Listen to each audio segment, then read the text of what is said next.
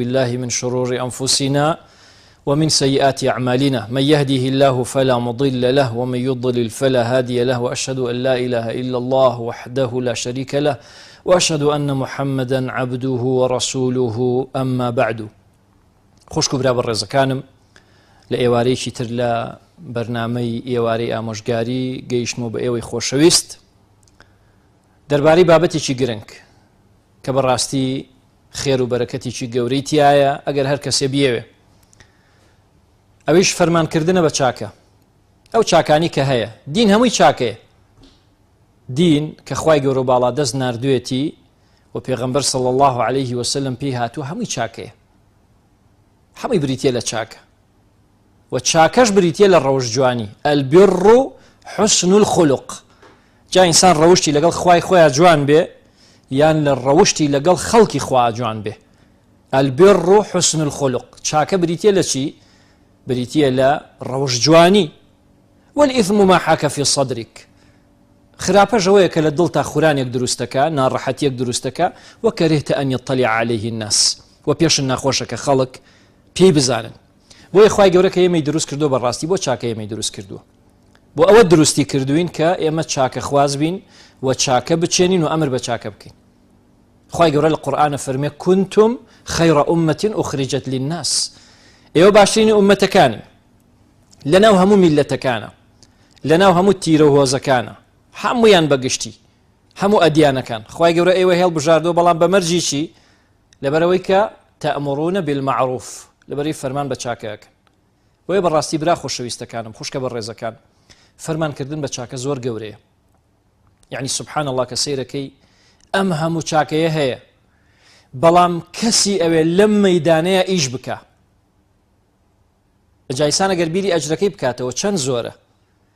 یەکێک لە هەرە ئەجرە گەورەکانی ئەوەیە تۆ چەند کەس فێری ئەم چاکەیەکەی ئەجرێوانیشی بۆ نووسێ بەبێ مەلەی ئەمان کەم بکەیتەوە من دل على خير فهو كأجر فاعله هر کس دلالت یەکێ بکا بۆ خێر هەر ئاوا بڵێ کاکە ئەمە خێرێکە و بیکە ئەمە چاکەیەکە و ئەنجامی بە ئەمە قسەیەکە ئیسفادەی لێەکەی بۆ دنیا و قیامەتت بیکە بەزەوەنە ئەمەیکا یەکیشتر فێرەکە چەند کەس لە دەمی تۆوە ئەم شتە فێر ئەبن و لە تۆوە ئەم چاکەیە وەرەگرن ئەجری هەموویانە بۆ نووسێ سبحان الله ئەوەش ڕەحمەتی خوایە من دل على خير فهو كأجر فاعله هر کەسێ دەلالەتی کەسێ بکە لەسەر خێر پێی بڵێ کە تۆ ئەم خێرە بکە ئەم چاکەیە بکە ئەوە چییە ئەوە ئەجری ئەو کەسەی بۆ نووسێ کە ئەیکە پێغەمبەرە فەرمێ صلی الله عليه وسلم لە حەدیثێکی تر من سن في الإسلام سنة حسنة فله أجرها وأجر من عمل بها من غير أن ينقص من أجورهم شيئا هر کەسێ سنەتێکی چاکە پێشتر هەیە چاکەیەک بەڵام ئێستا تۆ زینویەکەیتەوە ئاهلی سوفاتن بۆ لای پێغەمبەر صلی الله عليه وسلم خەڵکێکی فەقیر بوون کەم دەست بوون ڕوت و نەدار و برسی و هەژار بوون لە مزگەوتی پێغەمبەر صلی الله عليه وسلم ئەمانەوە پێغەمبەر صلی الله عليه وسلم باسی چاکەی کرد ئەوە خوای گەورە فەرمێ ئەنفقوا مما رزقناكم ببەخشن لەوەی کە ڕزقماناون من قبل أن يأتي يوم لا بيع فيه ولا خلة ولا شفاعة پێشەوەی ڕۆژێک بێ کە کڕین و فرۆشتنیتیانی هاوڕێیەتی کەس فریای کەس ناکەوێ کەس ناتوانێت تکا بۆ کەسکە ڕۆژێکی ببەخشن پێشەوەی بگەنەوە ڕۆژ یەکێک ئێستا خێرێکی کرد وەڵا هەر کە سەحابەی بەڕێزەمەیان بین ڕزای خۆیان لێبێ هەمویان دەستیان کرد بە خێرکردن ئافرەت و پیا هەمووی دەستی کرد بە خێرکردن پێغەمبەر فەرمی صلی الله عليه وسلم من سن في الإسلام سنة حسنة هر کەسە لە ئیسلامە سنەتێک زیندوو بکاتەوە سنەی حەسەنە ئەوەیە فله أجرها أو أجرك بو نسري أو أجرك بو نسري چونکە خوای گەورە إن الله لا يضيع أجر المحسنين أجری کەسێکە چاکە خوازە مادام چاکەی کردووە خوای گەورە زای ناکە ئەجرەکەی خوا زوڵم لە کەس ناکە بۆیە فەرمی ئەوە ئەجری خۆی بۆ نووسێ وأجر من عمل بها وهروە ئەجری ئەوانەشی کە کردویان بەو چاکەیە کردووە من غير أن ينقص من أجورهم شيئا ببێ ئەوە لە ئەجری ئەوان کەم کاتەوە بۆیە برا خۆشەویستەکانم هەمومان حەقیقەتەن لەم مەجالەیە ئەبێ بەڕاستی دەستێکی باڵامان هەبێ کارامە بین بۆ ئەوەی ئەجری زۆرمان بۆ بنووسێ بۆ هەتا بگەین بە خێرە ئومەت كنتم خير أمة إيو باشين أمة بوشي تأمرون بالمعروف فرمان بچاكاك بويا حقيقة هر لنيوش مثلا تورا يكي فيري نيوشكا يكيك فيري نيوشكا نيوش چەند ئەجری هەیە سبحان الله يعني تۆ یەک نوێژەکەی بە 10 نوێژ و بە 50 نوێژ هات ئەڕوا يعني یەک نوێژەکەی بە 10 5 نوێژ و 50 نوێژ يعني یەکی ئەگەر لەسەر دەستی تۆ فێری نوێژ ببێ ئەوە تۆ 50 نوێژت بۆ ئەنووسرێ هەموو ڕۆژەکە ئەم کەسە نوێژەکە جا ئەم کەسە کێیە ئەبێت تۆ لە ماڵ و مناڵێکی خۆتەوە دەست پێ بکەی لە حەدیثەکەی صحیح أبو داود تۆ پێغەمبەر فەرمی صلى الله عليه وسلم مروا أولادكم بالصلاة وهم أبناء 7 سنين مناڵەکانتان فەرمانیان پێ بکەن با نوێژ بکەن لە کاتێکە 7 ساڵن 7 ساڵ تۆ مناڵەکەت فێرەکەی کە نوێژ بکە یەک نوێژ بکە بۆ خۆی نووسێ نوێژێ بۆ نوێژێکیش بۆ تۆ نووسێ ئێمە گەورە نییە سبحان الله يعني بەڕاستی ئەم خێر و چاکانە زۆرە بن ئەگەر ئینسان لەم بوارایشکە وفەرمی وضربوهم عليها وابناء 10 لە 10 ساڵیشا لەسەر نوێژ نەکردن لیان بن لە 10 ساڵیە لەسەر نوێژ نەکردن لیان بن وفرقوا بينهم في المضاجع كچ و کوڕیش لە یەک جا بکەنەوە کاتێکە ئەخەون با ژووریان جیاواز بێ جێگایان جیاواز بێ وەرە فێری نوێژی بکە وەرە فێری سنەتی بکە سنەت پێی بڵێ وەرە نوێژی ضحا بکە یەک نوێژی ضحا چەند يعني ئەجرت بۆ نووسێ بە یەک نوێژ 2 ڕکات نوێژ پێغەمبەر فەرمێ صلى الله عليه وسلم يصبح على كل سلامة من أحدكم صدقة هەموو جومگەیەک لە ئێوە کە بەیانیان هەڵەسن چاکەیەکی لەسەر جا ئینسان چەند جومگەی هەیە 360 يعني 360 جومگە لە تۆ مەفروضە پێویستە إن صح التعبير ئەگەر دروست بێ و تعبیرە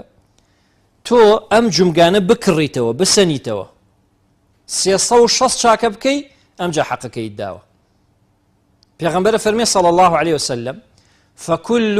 تسبيحة صدقة إنسان يك تسبيحات بكا سبحان الله چاکەیەکی بۆ نووسێ 360 سبحان الله کرد ئەوە ئەجرەکەی هەمووی تەواو بووە وكل تحميدة صدقة وهمو الحمد لله صدقة وكل تكبيرة صدقة وهمو الله أكبر صدقة وأمر بالمعروف صدقة ونهي عن المنكر صدقة أمر بالمعروف صدقة نهي لمنكر صدقة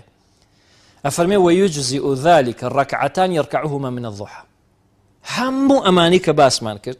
أمس يصو شستا همي بچيك أكررتوا برامبر لقل شي برامبر لقل دور كاد نيوج الضحى سبحان الله بو إنسان بالراستي هر ورا كسيك فيري نيوشك فيري نيوج الضحى بيبلا ورا نيوجيك الضحى بك سيصو شس شاكي بو نسري بو خوشتا نسري هم بو أو نسري وهم بو توجه نسري ورا كسيك فيري داز نيوشك داز نيوجيكي جوان بيك داز نيوشان دا أجري بو نسري إنسان بم أجرا كدي بو نسري بم داز نيوجا أو نش بو تو نسري أمري تلا أمر كدن ما معروف بو يخواي قورا قد عذابي كسيقنا كشاكا كاربي وما كان ربك ليهلك القرى بظلم وأهلها مصلحون قد نية خواي قورا پروردگاري تو خواي قورا پیغمبر صلى الله عليه وسلم فرمي أي محمد قد پروردگاري تو نبوك شارق لناو بري ما دام خلقكي چاكا كاربه فرمان با چاكا بك إن الله مع الذين اتقوا والذين هم محسنون أفرمي بالراسي خواهي قول لقلو كسانايا كتقوى خواهان هيا وهو كسانشي ككين كتشين كمحسن واتا چاكا كارو چاكا خوازن بوي بالراستي أمر كردن با چاكا إنسان توانيه چاكي خوي زور بيزيابكا قیامەتی خۆی پێ بکڕێتەوە بەشی زۆر لە بەهەش بەدەست بێنێ بەخیشێک بڵێ وەرە بچۆ بەلای دەوڵەمەندێ بڵێ خوای گەورە ئەم دار و دەسەڵات و توانا و هێزەی پیاوی خوای گەورە ئەم پارەی پیاوی خوای گەورە ئەم کۆشک و تەلار و دوکان و بازاڕی پیاوی ئیعترافەکەی بەم چاکەیە ئەم چاکەیە بێ لی ببەخشی فەرمانی پێ بکە فێری بکە بیکەرە سەر جادەکە سەر ئەو شەقامەی کە خۆی بدۆزێتەوە بۆی سەرۆتەکەی بە هەدەر نەڕوە باوای لێ نییەم کابرایە مردبێت و سەروەتێکی زۆری ئیسفادە لێ نەکردبێ و ئەمما بنیعمەتی ڕەبیکە فەحەدیث